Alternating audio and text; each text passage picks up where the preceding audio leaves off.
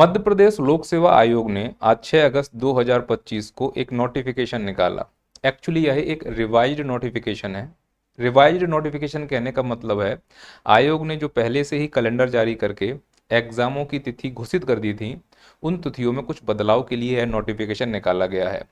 इससे यह स्पष्ट है कि इस नोटिफिकेशन में एमपीपीएससी 2026 में जो एग्जाम होने हैं उससे संबंधित कोई जानकारी नहीं है।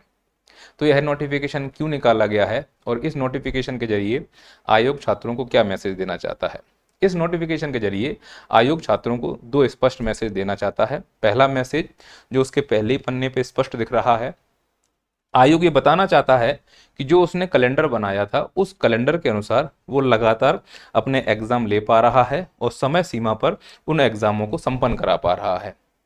दूसरा मैसेज उन बच्चों के लिए है जो बच्चे 2025 का मेंस लिखने वाले थे और यह मेंस 9 जून से स्टार्ट होने थे और 14 जून को खत्म होने थे। न्यायालय में यह प्रक्रिया लंबित होने की वजह से मेंस को पोस्टपोन कर दिया गया है।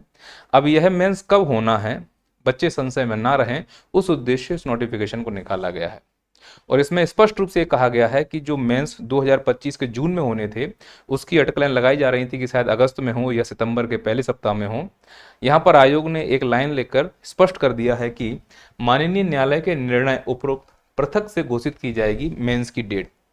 इसका मतलब जब तक न्यायालय अंतिम रूप से निर्णय नहीं देता है, निर्णय आने के बाद ही डेट को घोषित किया जाएगा। यही अर्थ निकल रहा है इस नोटिफिकेशन का।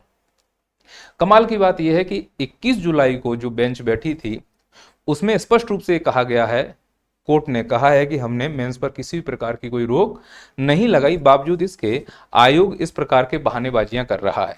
क्यों कर रहा है वो तो आयोग ही जाने। अब ऐसी कंडीशन में जो छात्र मेंस देने के लिए बैठे हुए हैं उनको क्या करना चाहिए? इस कंडीशन में मैं दो ही सलाह है आपको। पहला, पेशेंस रखना है, दूसरा प्रैक्टिस करते जाना है। मिलते हैं अगले वीडियो में। जय हिंद, जय भारत।